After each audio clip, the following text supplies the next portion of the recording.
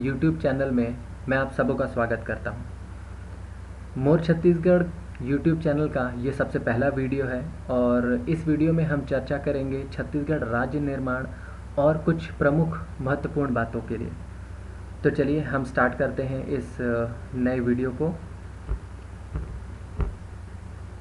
तो हमारा जो सबसे पहला पॉइंट होगा वो है छत्तीसगढ़ का परिचय। छत्तीसगढ़ के परिचय में हम छत्तीसगढ़ के राज्य निर्माण और कुछ महत्वपूर्ण बातों को चर्चा करेंगे। तो हम सबसे पहले स्टार्ट करते हैं छत्तीसगढ़ के परिचय से, लेकिन उससे पहले हम कुछ प्रश्न पूछेंगे। अगर आपको उसके उत्तर पता हो तो बहुत अच्छी बात है, आप कमेंट कर सकते हैं। अगर नहीं पता हो तो आप वीडियो को आगे देखिए, आपको उसमें पता चल जाएगा। तो सबसे पहला जो प्रश्न उठता है वो है, छत्तीसगढ़ राज्य का गठन किस पंचवर्षीय योजना के दौरान हुआ था? ये पहला प्रश्न है। फिर तीसरा प्रश्न आपका आता है, जनसंख्या के आधार पर छत्तीसगढ़ राज्य का क्रम क्या है? और दूसरा प्रश्न, छत्तीसगढ़ का राज्य क्षेत्र निम्नांकित अधिनियमों में से किसका परिणाम है? ये जो प्रश्न है ये CGPSC के 2019 के प्रीलिम्स में आया हुआ है। तो अगर आपको इसकी जानकारी हो तो बहुत अच्छी बात है, नहीं है तो हम आगे पता कर लेंगे। तो अब हम आगे बढ़ते हैं छत्तीसगढ़ के राज्य निर्माण को लेकर। तो छत्तीसगढ़ राज्य निर्माण कैसा हुआ, किन्होंने योगदान दिया, किन्होंने क्या क्या संगठन का निर्माण किया, अपने कितने बलिदान दिए हैं, उसके बाद छत्तीसगढ़ राज्य का जो निर्माण हुआ है उसके बारे में हम चर्चा करेंगे।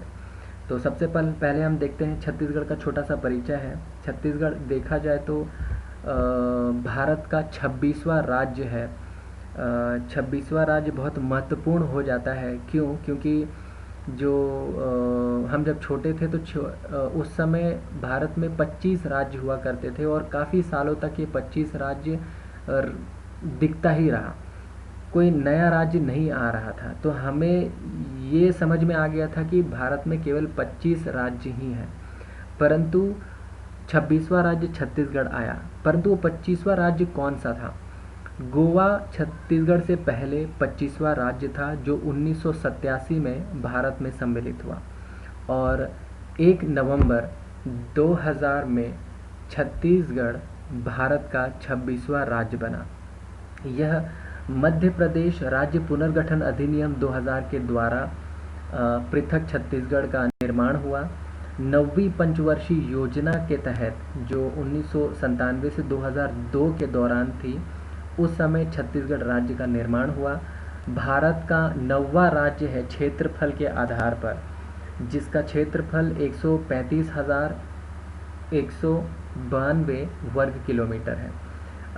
9वां हो गया है अभी, क्योंकि जो अनुच्छेद 370 लागू हुआ है जम्मू एंड कश्मीर में, जिसके कारण से जम्मू एंड कश्मीर और लद्दाख अलग अलग यूनियन टेरिटरी बन गए हैं। उसके कारण से भारत का जो 9वां राज्य है क्षेत्रफल की दृष्टि से अब छत्तीसगढ़ हो गया है और भारत का 17वां आबादी वाला राज्य छत्तीसगढ़ है।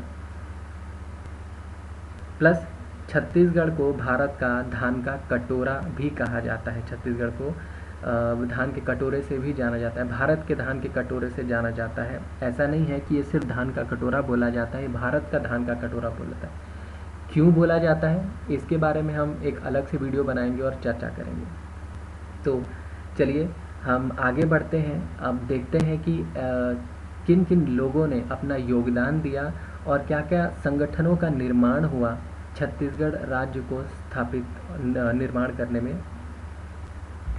तो सबसे पहले तो ये है कि जो छत्तीसगढ़ राज्य है उसके निर्माण के लिए बहुत से लोगों ने अपना योगदान दिया है और ये आज़ादी से पहले की बात है। ऐसा नहीं है कि 2000 से ठीक पहले कुछ लोगों ने अपना योगदान दिया है, ये आज़ादी से पहले से होता आ रहा है। लोगों ने पृथक छत्तीसगढ़ के लिए काफ़ी साहस दिखाया, अपनी बातें रखी। छत्तीसगढ़ शोषण को लेकर, छत्तीसगढ़ में लोगों का शोषण लेकर उन्होंने काफ़ी बातें कई लोगों के सामने रखी है। तो सबसे पहले हम बात करते हैं ठाकुर प्यारे लाल सिंह जी के बारे में, जिन्होंने 1946 में छत्तीसगढ़ शोषण विरोधी मंच का गठन किया था।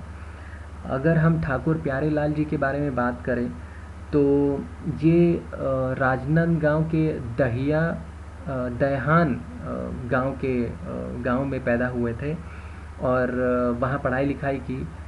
फिर उच्च शिक्षा के लिए रायपुर आए और रायपुर में उच्च शिक्षा लेने के बाद इन्होंने अपनी डिग्री आर्ट्स में नागपुर में ख़त्म की और उसके बाद लॉ की प्रैक्टिस शुरू कर दी थी। इसी बीच राजनांदगांव में उन्होंने सरस्वती पुस्तकालय का गठन किया। कई माध्यमिक स्कूल जो पाठशालाएं होती है राजनांदगांव में वो चालू करवाएं। 1937 में रायपुर नगर निगम के ये अध्यक्ष बने थे और उस समय इन्होंने छत्तीसगढ़ का जो सबसे पहला महाविद्यालय है छत्तीसगढ़ कॉलेज का निर्माण किया था। इन्हें छत्तीसगढ़ में त्याग मूर्ति का टाइटल मिल चुका है और सबसे अच्छी बात यह है कि इनके ऊपर एक कहावत भी बनी है और वो कहावत इस तरह से है, गरीबों का सहारा है वही ठाकुर हमारा है। तो किसी भी व्यक्ति के लिए एक कहावत बन जाना बहुत बड़ी बात होती है और वो सौभाग्य ठाकुर प्यारेलाल जी को प्राप्त हुआ है। और 1945 में उन्होंने छत्तीसगढ़ के बुनकरों को संगठित करने के लिए छत्तीसगढ़ बुनकर सहकारी संघ की स्थापना की थी। और ठीक उसी बीच में उन्होंने ये भी नोटिस किया कि छत्तीसगढ़ के जो प्रवासी मजदूर हैं उनके शोषण और अत्याचार को लेकर उन्होंने आवाज़ उठाना शुरू किया और 1946 में छत्तीसगढ़ शोषण विरोधी मंच का गठन किया, जिसके तहत उन्होंने एक पृथक छत्तीसगढ़ की मांग रखना शुरू कर दिया था। तो ये ठाकुर प्यारेलाल जी का योगदान रहा है। फिर हम दूसरा अगर योगदान देखें, ये डॉक्टर खूबचंद बघेल जी के तरफ से था। डॉक्टर खूबचंद बघेल जी के बारे में अगर पढ़ा जाए तो इनका जन्म रायपुर के पथरी गांव से हुआ था और रायपुर में ही इन शिक्षा लेने के बाद उच्च शिक्षा लेने के बाद ये नागपुर में जो मेडिकल एग्ज़ाम होते हैं वहाँ पर उन मेडिकल की परीक्षा देने के बाद एक असिस्टेंट मेडिकल ऑफिसर बन गए थे। परंतु जिस समय ये सब हो रहा था उस समय भारत में बहुत बड़ा आंदोलन चल रहा था, जिसके कारण उनका जो झुकाव है वो राष्ट्र के तरफ बढ़ गया और गांधी जी के इन्फ्लुएंस के चलते उन्होंने बहुत प्रभावित हुए थे गांधी जी से और उन्होंने अपनी मेडिकल की जितनी भी जॉब अब थी उसको छोड़कर पूरा का पूरा काम राष्ट्र के निर्माण के लिए, राष्ट्र की स्वतंत्रता के लिए लगा दी थी। छत्तीसगढ़ में बहुत कार्यरत थे, बहुत काम किया है उन्होंने। तो इसी बीच जब स्वतंत्रता मिली तो 1955 में देखा जाए, अगर मैं छत्तीसगढ़ राज्य निर्माण के हिसाब से बोलूं तो 1955 में मध्य प्रांत विधानसभा में ठाकुर प्यारेलाल जी के भाई ठाकुर रामकृष्ण सिंह जी ने एक अशासकीय विधेयक प्रस्तुत किया था जो पारित नहीं हो पाया। तो इसके चलते 1956 में डॉक्टर खूबचंद बघेल जी ने छत्तीसगढ़ महासभा का निर्माण किया था राजनांदगांव में, जिसके महासचिव दशरथ चौबे जी थे। और फिर ये लड़ाई चलती रही, पृथक छत्तीसगढ़ की मांग चलती रही और छत्तीसगढ़ी साहित्य और भाषा और लोक कला का जो निर्माण है, जो विकास है और होता रहे, उसके लिए फिर उन्होंने छत्तीसगढ़ भातृत्व संघ का गठन किया 1967 में, वो भी राजनांदगांव में किया और इनको पूरा का पूरा सपोर्ट बैरिस्टर छेदीलाल जी से मिला जो बिलासपुर के थे और इस संगठन के उपाध्यक्ष द्वारिका प्रसाद तिवारी जी रहे थे। तो इस संगठन के द्वारा, इस संघ के द्वारा पृथक छत्तीसगढ़ की मांग आगे बढ़ती रही। अब तीसरे व्यक्ति जिन्होंने छत्तीसगढ़ राज्य के लिए, राज्य निर्माण के लिए योगदान दिया था, ये बहुत महत्वपूर्ण योगदान कहा जा सकता है, क्योंकि शंकर गुहा नियोगी जी, अगर इनके बारे में कहा जाए तो ये बेसिकली आसाम से थे। आसाम में अपनी शिक्षा कंप्लीट करने के बाद उच्च शिक्षा के लिए बंगाल आए। बंगाल से 1961 में जब यहाँ पर भिलाई स्टील प्लांट में भर्ती चल रही थी तो उसमें काम करने के लिए ये दुर्ग रेलवे स्टेशन आए और वहाँ पर क्या होता था उस समय, जो रिक्रूटर होते थे जो भर्ती कराते थे वो दुर्ग स्टेशन से डायरेक्टली उठाते थे। अब एक चीज़ ज़रूरी थी, आपका 18 साल होना ज़रूरी था, परंतु ये 18 साल के नहीं थे, जिसके कारण से इनकी भर्ती बीएसपी में, भिलाई स्टील प्लांट में नहीं हो पाई। तो ये कॉन्ट्रैक्ट लेबर की तरह काम करना शुरू किया इन्होंने। दल्ली राजरा को जो माइंस जहाँ से भिलाई स्टील प्लांट को लौह अयस्क की खपत होती थी, प्राप्त होती थी, दल्ली राजरा के माइन से मिलता था। तो वहाँ काफ़ी टाइम काम किया और ये एक मज़दूर नेता थे। कहने का मतलब है मज़दूरों का बहुत शोषण हुआ करता था उस समय। शोषण के नाम पर अगर कहा जाए तो हर तरह की प्रॉब्लम्स हुआ करती थी। ना उनको प्रॉपर वेजेस मिलते थे, ना पैसे उनको अच्छे मिलते थे, ना उनकी माली हालत अच्छी थी, ना उनके जो सहूलियतें होती हैं वो भी अच्छी नहीं थी।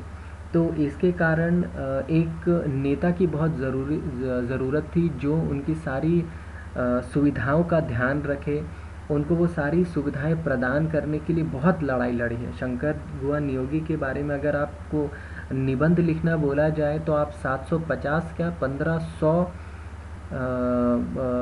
शब्द के पूरे निबंध लिख सकते हैं, इतना बड़ा निबंध होगा। उन्होंने बहुत मेहनत की है। पृथक छत्तीसगढ़ का देखा जाए एक जो बोलते हैं जन आंदोलन है, वो इन्होंने स्टार्ट किया था। इतना बड़ा आंदोलन हो गया था कि हर कोई, चाहे वो पुलिस हो या प्रशासन हो या राजनीतिक पार्टियां हों, सबको कहीं ना कहीं से उन्होंने हिला के रख दिया था। और जब ये जन आंदोलन बन गया था तो पृथक छत्तीसगढ़ बनना लगभग तय जैसा माना जा रहा था। तो 1976 में इन्होंने छत्तीसगढ़ मुक्ति मोर्चा का गठन किया, जो भिलाई में, वैसे देखा जाए दल्ली राजरा में गठन किया था, लेकिन भिलाई में इसका मेन सेंटर था, क्योंकि भिलाई पूरे छत्तीसगढ़ के जोन में आता है जहाँ पर सबसे ज़्यादा मज़दूर रहते थे और काम करते थे। तो वहाँ पे शोषण बहुत हो रहा था और सारी सुविधाओं को देने के लिए उन्होंने अपना बहुत योगदान दिया। देखा जाए तो ये छत्तीसगढ़ मुक्ति मोर्चा के द्वारा ही सिर्फ भिलाई की बात नहीं कर रहे हैं, भिलाई से छत्तीसगढ़ के कोने कोने में सिर्फ मजदूर नहीं, हर किसान इनके साथ जुड़ चुका था उस समय। इतना बड़ा जन आंदोलन बन गया था कि छत्तीसगढ़ का हर किसान, चाहे वो बिलासपुर का हो, रायपुर का हो, दुर्ग का हो, राजनांदगांव का हो या बस्तर का हो, हर किसान, हर मजदूर उनके साथ खड़ा हो गया था और पृथक छत्तीसगढ़ के लिए एक आंदोलन तैयार हो चुका था। तो इसी के तहत फिर छत्तीसगढ़ मुक्ति मोर्चा के द्वारा ही छत्तीसगढ़ संग्राम मंच 1983 में गठित हुआ, जिसका काम था कि एक अलग छत्तीसगढ़ की मांग करना और छत्तीसगढ़ को मजदूर और किसान का राज बनाना। ये छत्तीसगढ़ मुक्ति मोर्चा के द्वारा एक एम बनाया गया था कि छत्तीसगढ़ जब अलग होगा तो यह किसान और मजदूरों का राज होगा। तो इसके तहत छत्तीसगढ़ संग्राम मंच की गठन हुई 1983 में और ये काम आगे बढ़ता रहा 1991 तक। देखा जाए तो जब तक शंकर गुहा नियोगी काम कर रहे थे इस फील्ड के लिए, इस काम के लिए चलता रहा, बहुत अच्छे से चलता रहा। इतना ही नहीं, वो तो भारत के राष्ट्रपति और प्रधानमंत्री से भी मिलकर आए थे इस चीज़ के लिए। फिर बाद में उनकी जो भी है उसके बारे में हम चर्चा नहीं कर सकते अभी। तो अब हम देखते हैं जो चौथे व्यक्ति हैं वो है संत कवि पवन दीवान जी, जो देखा जाए तो बेसिकली ये गरियाबंद के थे। गरियाबंद में राजिम जो तहसील है वहाँ पे किरवई गांव है, वहाँ से संत कवि पवन दीवान जी हैं। और 1983 में इन्होंने पृथक छत्तीसगढ़ पार्टी का निर्माण किया था, गठित किया था। ये छत्तीसगढ़ और हिंदी के चर्चित कवि थे, बहुत हंसमुख कवि थे, हंसते हंसते कविता सुनाया करते थे। तो क्योंकि ये राजनीति में घुस चुके थे, तो सबसे पहले ये जनता पार्टी में काम कर रहे थे, उसके बाद फिर कांग्रेस में आए, कांग्रेस में काफ़ी टाइम काम करने के बाद फिर बीजेपी में इन्होंने काम किया। तो ये राजनीतिक तौर पर छत्तीसगढ़ का एक अलग से राज्य बने, उसके लिए इन्होंने प्रेशर बनाना शुरू किया। और फिर हम देखेंगे कि आगे क्या क्या हुआ है, कैसे कैसे छत्तीसगढ़ राज्य के निर्माण में काम हुए हैं, उसके बारे में हम और अच्छे ढंग से जानेंगे। ये तो सिर्फ ऐसे लोगों का योगदान रहा है जहाँ पर उन्होंने संगठन बनाए हैं। कुछ ऐसे लोग भी थे जिन्होंने संगठन तो नहीं बनाया, लेकिन उन्होंने स्टार्ट किया था पृथक छत्तीसगढ़ पार्टी को, पृथक छत्तीसगढ़ राज्य को लेकर। तो हम चलिए आगे में देखते हैं कि कैसे स्टार्ट हुआ था। अगर सबसे पहले देखा जाए तो पंडित सुंदरलाल शर्मा जी ने ये सबसे पहले व्यक्ति थे जो 1918 में एक छत्तीसगढ़ का स्पष्ट रेखा चित्रण किया था। अपनी पांडुलिपि में इन्होंने बता दिया था कि छत्तीसगढ़ किस तरह से दिखेगा, जब बनेगा तो किस तरह से दिखेगा। ये 1918 की बात है, मतलब आज़ादी से पहले ही इन्होंने ये डिसाइड कर लिया था कि छत्तीसगढ़ इस तरह से दिखेगा। इसलिए क्वेश्चन भी आते हैं कि छत्तीसगढ़ के प्रथम स्वप्न दृष्टा कौन है, तो पंडित सुंदरलाल शर्मा जी हैं छत्तीसगढ़ के प्रथम स्वप्न दृष्टा, ये हमेशा याद रखिएगा। फिर 1924 में जो रायपुर जिला परिषद की मीटिंग हुई थी, वहाँ पर भी अलग छत्तीसगढ़ की मांग रखी गई थी।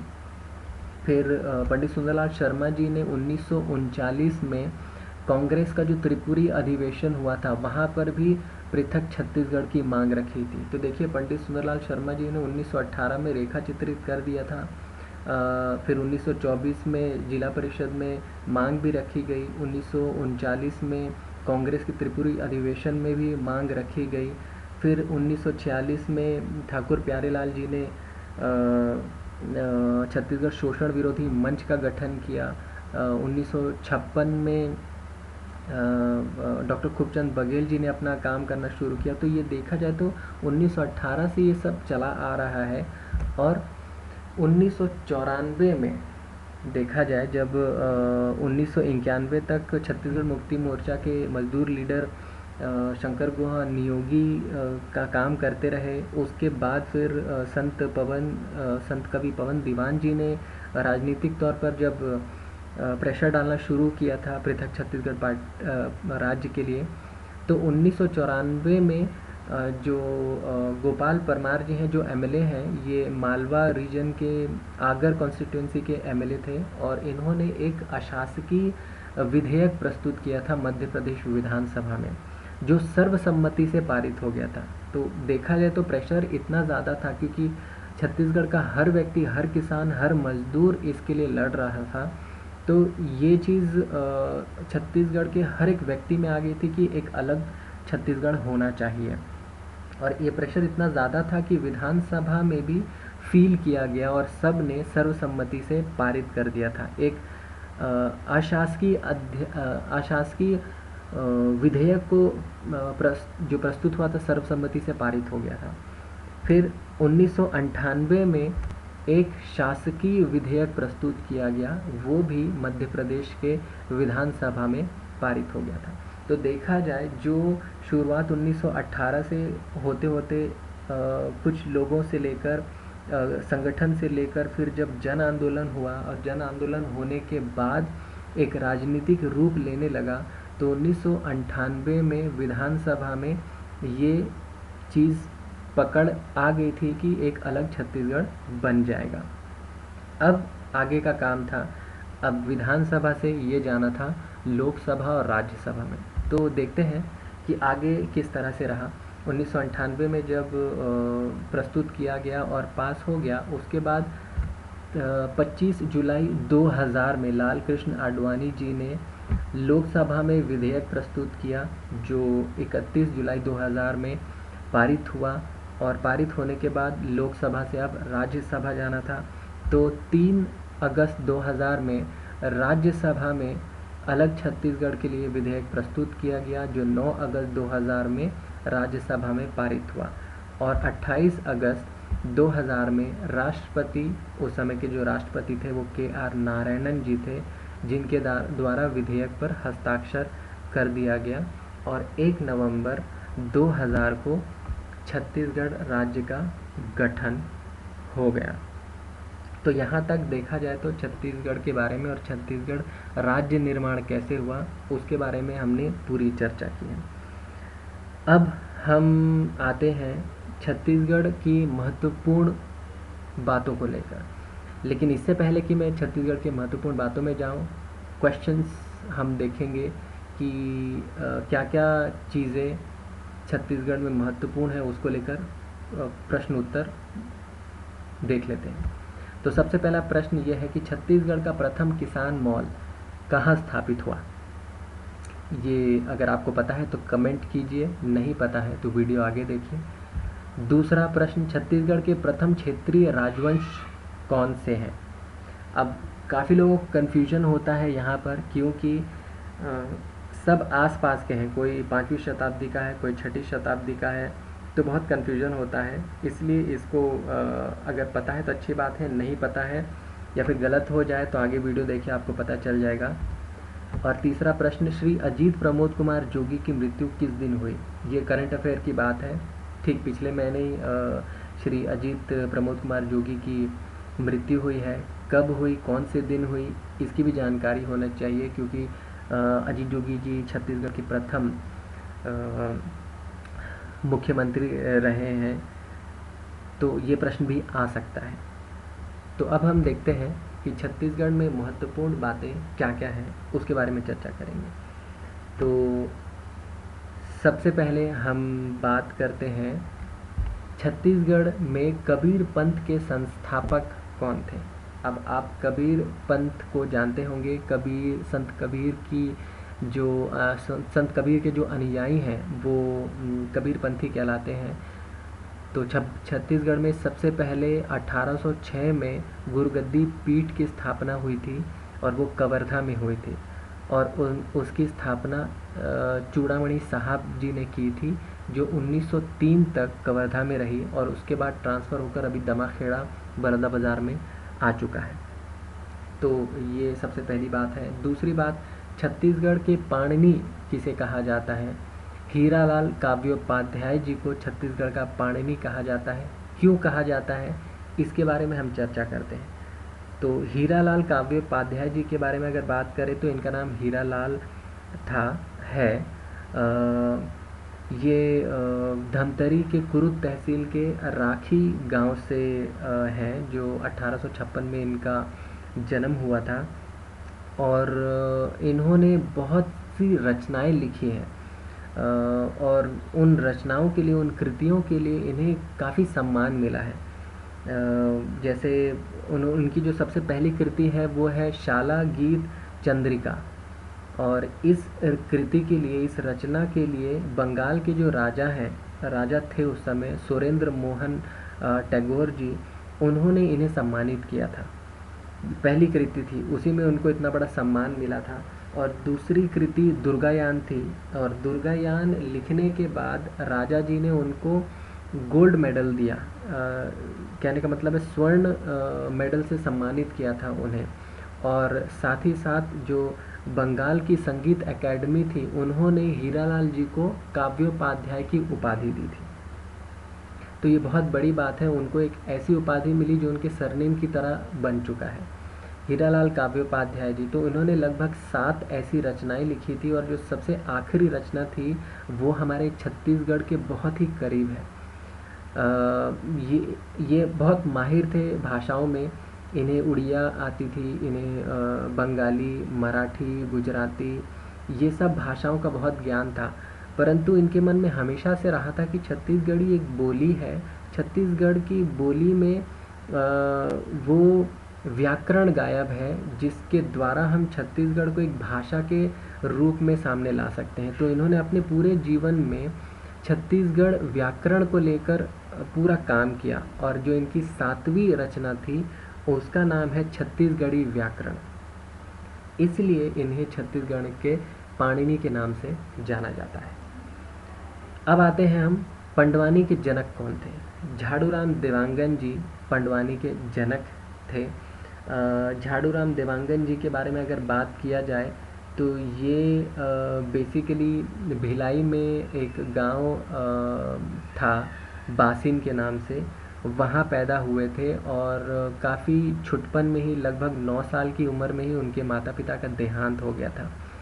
तो धक्का तो लगता ही है, परंतु इन्होंने सबल सिंह चौहान द्वारा जो छत्तीसगढ़ी में महाभारत लिखी गई थी उसको पढ़कर मनन चिंतन किया और 12 साल की उम्र में उन्होंने पंडवानी गाना शुरू कर दिया। अपनी ही स्टाइल में, पंडवानी स्टाइल में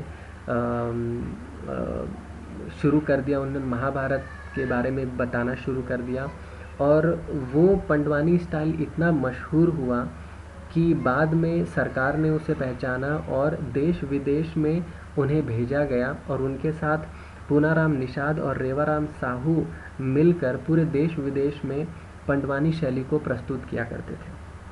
तो ये इसलिए इन्हें पंडवानी के जनक के नाम से जाना जाता है।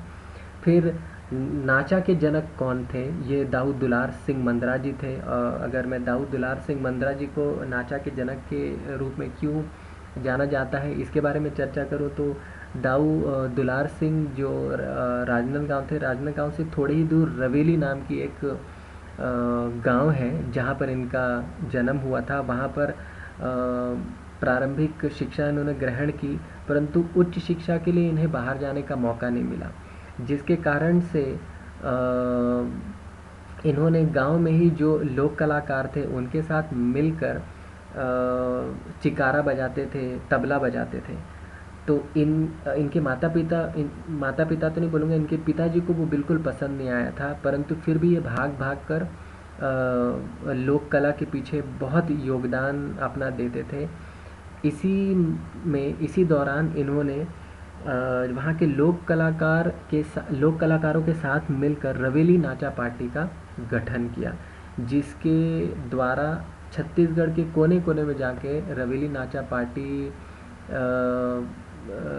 अपना पूरा प्रोग्राम देती थी और बहुत मशहूर थे क्योंकि इनका कोई कंपटीशन नहीं था नाचा का। क्योंकि ये जनक थे इसलिए इनका कोई कंपटीशन नहीं था और बहुत प्रसिद्ध हुए थे, इसलिए उनको दाऊ दुलार सिंह मंदरा जी को नाचा के जनक के नाम से जाना जाता है। अब छत्तीसगढ़ के गांधी जी के बारे में अगर हम चर्चा करें, पंडित सुंदरलाल शर्मा जी को छत्तीसगढ़ के गांधी के रूप में जानते हैं। तो अगर हम बात करें पंडित सुंदरलाल शर्मा जी के बारे में, ये गरियाबंद के राजिम तहसील में एक गांव है चमशूर के नाम से, वहाँ इनका जन्म हुआ था और स्वतंत्रता सेनानी थे, सामाजिक सुधारकर्ता थे, अहिंसावादी थे और समानता की लड़ाई लड़ते थे। और जो चीज़ गांधी जी ने भी किया था वो चीज़ इन्होंने भी किया है छत्तीसगढ़ में। गांधी जी ने पूरे भारत में स्टार्ट किया था उस चीज़ को, परंतु उससे पहले ही पंडित सुंदरलाल शर्मा जी ने छत्तीसगढ़ में स्टार्ट कर दिया था, इसलिए इन्हें छत्तीसगढ़ का गांधी कहा जाता है। अब हम आगे बढ़ते हैं। छत्तीसगढ़ का पहला महाविद्यालय कौन सा है? ये तो हमने ठाकुर प्यारे लाल जी के स्टोरी में ही देख लिया था। छत्तीसगढ़ महाविद्यालय, छत्तीसगढ़ का पहला महाविद्यालय छत्तीसगढ़ कॉलेज, जो 13 जुलाई 1938 में स्थापित हुआ था। छत्तीसगढ़ का जो पहला विश्वविद्यालय है वो इंदिरा कला संगीत विश्वविद्यालय है, जो 1956 में स्थापित हुआ था। अगर इंदिरा कला संगीत विश्वविद्यालय की बात करें तो ये खैरागढ़ में है और खैरागढ़ के जो राजा थे उनकी एक बेटी थी इंदिरा नाम से, जिनका देहांत बड़ी छोटी उम्र में हो गया था। तो उसी की याद में इंदिरा कला संगीत विश्वविद्यालय का निर्माण किया गया, क्योंकि राजा रानी को संगीत से बहुत प्रेम था, तो उन्होंने एक संगीत विश्वविद्यालय का निर्माण कराया था। फिर छत्तीसगढ़ का जो प्राचीन ITI है वो कोनी बिलासपुर में आज भी है। 1904 में इसकी स्थापना हुई थी। और छत्तीसगढ़ का जो पहला दैनिक समाचार पत्र वो महाकौशल 1951 में, ध्यान रखिएगा ये पहला दैनिक समाचार पत्र हम कह रहे हैं, ना कि पहला समाचार पत्र, क्योंकि पहला समाचार पत्र छत्तीसगढ़ मित्र है जिसे माधवराव सप्रे जी ने पेंड्रा में पब्लिश किया था, परंतु जो पहला दैनिक समाचार पत्र है वो महाकौशल 1951 में पब्लिश हुआ था। और छत्तीसगढ़ का जो सबसे प्राचीन मंदिर है वो देवरानी जेठानी है, जो बिलासपुर के तला गांव में 5वीं-6वीं शताब्दी के दौरान निर्माण किया गया था। और ये इसका प्रश्न CGPSC के 2019 में भी आया है तला गांव को लेकर, तो याद रखिएगा इस चीज़ को। छत्तीसगढ़ का जो पहला राष्ट्रीय उद्यान है वो इंद्रावती राष्ट्रीय उद्यान, जो इंद्रावती नदी के बाजू में ही है, बीजापुर में स्थापित है। 1978 में इसको नामांकित किया गया था सबसे पहला राष्ट्रीय उद्यान के रूप में। छत्तीसगढ़ का जो पहला अभयारण्य है वो सीता नदी अभयारण्य है, जिनको 1974 में नामांकित किया गया था। ये गरियाबंद और धमतरी दोनों को कवर करता है, ये अभयारण्य इतना बड़ा है, तो पहला अभयारण्य है। छत्तीसगढ़ की सबसे प्रदूषित नदी शंकनी है, जो दंतेवाड़ा में स्थित है। शंकनी नदी बैलाडीला की पहाड़ियों से होकर आती है। दो नदियां हैं, शंकनी और डंकनी, जो बैलाडीला की पहाड़ियों से निकल कर आती है, परंतु शंकनी नदी का जो पानी है वो लौह अयस्क से इतना ज़्यादा प्रदूषित है, इसलिए उसे सबसे प्रदूषित नदी कहा जाता है। और छत्तीसगढ़ में पद्मश्री से सम्मानित प्रथम पुरुष मुकुटधर पांडे जी को कहा जाता मिला है, पद्मश्री से इन्हें नवाजा गया है। अगर मुकुटधर पांडे जी के बारे में बात किया जाए तो ये बिलासपुर के बालपुर गांव में पैदा हुए थे, और इनका अच्छा खासा भरा पूरा परिवार था, काफ़ी बड़ा परिवार था। 8 भाई थे, और 8 भाई में से सबसे छोटे जो भाई थे वो मुकुटधर पांडे जी थे। इन्हें छायावादी कहा जाता है। छायावादी अगर कहा जाए तो छायावादी उनको कहा जाता है जिनकी कविताओं में रोमांस और रस होता है। तो इनके कविताओं में, इनके पद्य और गद्य में काफ़ी रस हुआ करता था, इसीलिए इन्हें छायावाद कहा जाता है। और इनकी जो रचनाएं हैं वो कुछ ऐसी जैसी शैलबाला, पूजा फूल, परिश्रम, हृदयदान इनकी रचनाएं हैं, जिसमें रस बहुत था। कहने का मतलब है छायावाद कवि थे तो छायावादी रहे हैं। तो मुकुटधर पांडे जी को इन रचनाओं के कारण पद्मश्री, छत्तीसगढ़ से प्रथम पद्मश्री से नवाजा गया। छत्तीसगढ़ भाषा की प्रथम महिला साहित्यकार जो रही हैं वो है निरुपमा शर्मा जी। ये आज तक तो नहीं पूछा गया, लेकिन पूछा जा सकता है क्योंकि छत्तीसगढ़ की पहली महिला साहित्यकार रही। छत्तीसगढ़ का जो प्रथम जूट मिल है वो मोहन जूट मिल रायगढ़ में 1935 में स्थापित किया गया था, ये याद रखिएगा। छत्तीसगढ़ का जो प्रथम शक्कर कारखाना स्थापित हुआ था वो भोरमदेव शक्कर कारखाना है, जो छत्तीसगढ़ बनने के बाद कवर्धा के रामहेपुर गांव में स्थापित किया गया था 2002-2003 में। फिर छत्तीसगढ़ का जो प्रथम क्षेत्रीय राजवंश है वो राजर्षि तुल्य है, जिनकी राजधानी आरंग थी। ये याद रखिएगा, राजर्षि तुल्य जो थी वो पहली क्षेत्रीय राजवंश थी। इसके बाद शरभपुरी आए और शरभपुरी को ख़त्म करके फिर पांडु राजवंश आया है। फिर छत्तीसगढ़ का जो प्रथम किसान मॉल है वो राजनांदगांव में स्थापित हुआ था। जो दूसरा किसान मॉल है वो महासमुंद में हुआ था। और छत्तीसगढ़ के टाइगर किड चेंद्रू मंडावी को कहा जाता है, वो छत्तीसगढ़ के टाइगर किड के नाम से मशहूर है। तो ये था हमारा जो दूसरा पॉइंट था, छत्तीसगढ़ में महत्वपूर्ण बातें, उसको पूरा कवर करते हैं।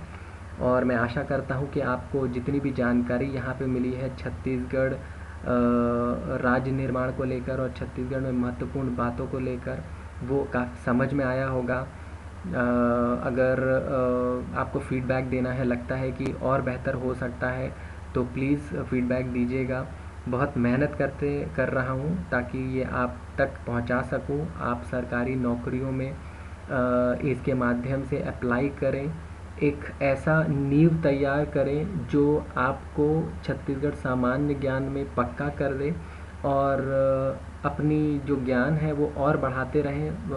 वेबसाइट्स में पढ़कर इधर उधर की जो जानकारियाँ होती हैं उसको लेकर और पक्का कर सकते हैं। कम से कम ये आपके लिए एक नींव तैयार कर देगा। तो आशा करता हूँ कि आपको अच्छा लगा होगा। और एक चीज़ और कहूँगा कि हाँ, ये तो बात है कि सब्सक्राइब करें बिल्कुल, क्योंकि ये पहला चैनल है। इसके बाद ढेर सारे और भी चैनल आएंगे छत्तीसगढ़ सामान्य ज्ञान को लेकर, और छत्तीसगढ़ में जितनी भी सरकारी नौकरियां होती हैं उनमें जितने भी सिलेबस होते हैं उसके वीडियोस भी मैं अपलोड करूँगा। तो प्लीज़ सब्सक्राइब करें, शेयर करें। और हाँ, सबसे महत्वपूर्ण बात ये है कि हम वीडियो देख लिए हैं, वीडियो सुन लिए हैं, लेकिन इसको लिखना बहुत ज़्यादा महत्वपूर्ण हो जाता है, क्योंकि एक टेक्निक होती है जिसको ऑडियो विजुअल काइनेस्थेटिक बोला जाता है। ऑडियो में आपने सुना, आपको समझ में आया, देखा, देखने के बाद और समझ में आया, लेकिन अगर आपको याद करना है कि कौन सी चीज़ कब कहाँ हुई थी, किसने क्या किया था, इसके लिए लिखना बहुत ज़रूरी है। तो आपसे रिक्वेस्ट करूँगा कि ये वीडियो को एक बार आपने देखा है, 2 बार आपने देखा, 3 बार आपने देखा, देखने के बाद एक कागज़ लीजिए और उसमें शुरू से लेकर आखिर तक जो भी चर्चा हुई है बिना वीडियो को देखे लिखिए। लिखने के बाद अगर आपको लगता है कि हाँ, मैं भूल रहा हूँ, तो फिर जितनी चीज़ें हैं उतनी लिख लीजिए, साइड में रखिए, फिर से वीडियो देखिए। वीडियो देखने के बाद फिर दोबारा एक नए पेज में नए बुक में या फिर पेज में लिखना शुरू कर दीजिए, और उसके बाद आप पूरा कंप्लीट करें। तो आपको याद हो जाएगा चीज़ें, और साथ ही साथ जितनी भी जानकारी मिली है आपके अंदर आ जाएगी। तो आशा करता हूँ बहुत सही ढंग से आपको समझ में आया होगा। धन्यवाद।